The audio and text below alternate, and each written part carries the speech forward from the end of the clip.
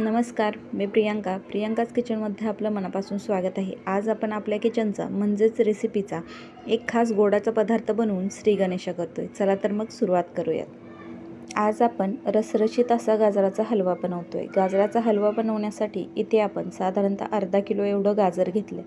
गाजर घेताना लांब सडक आणि एकदम लाल चुटूक असं गाजर वापरायचे।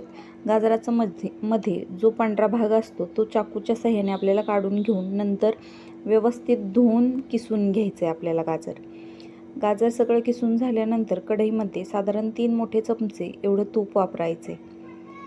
त्या तुपात आपल्याकडे ड्रायफ्रूट असतील तर ते व्यवस्थित तळून घ्यायचे।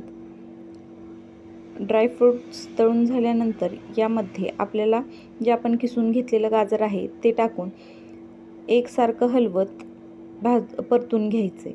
गॅसची फ्लेम मिडियमच ठेवायची। मीडियम गॅसवरती आपल्याला व्यवस्थित गाजर भाजून घ्यायचे। गाजर भाजत असताना आपल्याला सतत एकसारखं हलवत भाजून घ्यायचे, म्हणजे ते तुपाचं कोटिंग व्यवस्थित लागलं जातं। अशा प्रकारे आपलं भाजून झालंय। आता यामध्ये साधारणतः अर्धा लिटर एवढं दूध घेतलेलं आहे। दूध आपल्याला फुल फॅटचं वापरायचं आहे किंवा जे घरात अवेलेबल असेल ते वापरलं तरी चालेल।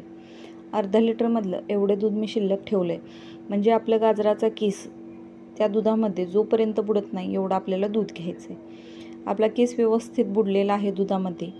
नंतर आपण एक उकळी येईपर्यंत व्यवस्थित शिजवून घेतोय हे। आता एक उकळी आल्यानंतर आपला गाजराचा किस असा दिसतोय।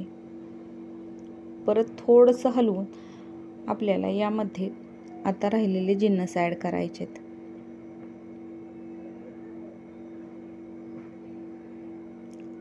आता यामध्ये साधारणतः आपल्याला साखर ॲड करायची। इथे मी अर्धा किलो गाजराला साधारण 300 ग्रॅम एवढी साखर घेतली आहे। जर तुम्हाला जास्त गोड आवडत असेल तर 300 ग्रॅम एवढी साखर पुरेशी आहे, पण तुम्ही जर कमी गोड खात असाल तर साधारणतः 200 ग्रॅम एवढीच साखर घ्या, कारण की गाजरामध्ये पण स्वतःचा गोडवा असतो। त्यानंतर आपण जास्त साखर वापरली तर जास्तच गोड होईल।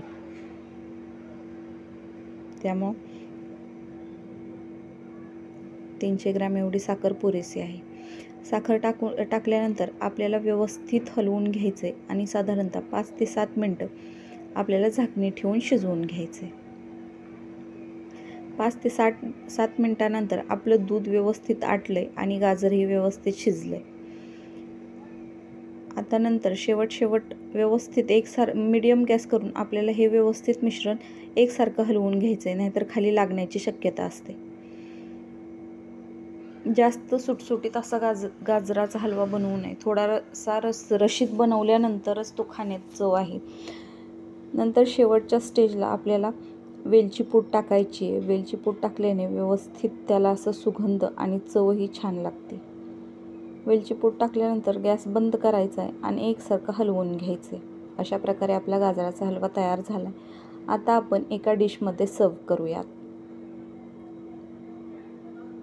एका डिशमध्ये काढून झाल्यानंतर वरून जे काही आपल्याकडं ड्रायफ्रूट्स असतील ते बारीक चॉप करून व्यवस्थित ह्याच्यावरती टाकायचे। काजू, बदाम, पिस्ता जे काय अवेलेबल असेल ते टाका। अशा प्रकारे आपला गाजर हलवा तयार झालेला आहे। Please like, share, subscribe.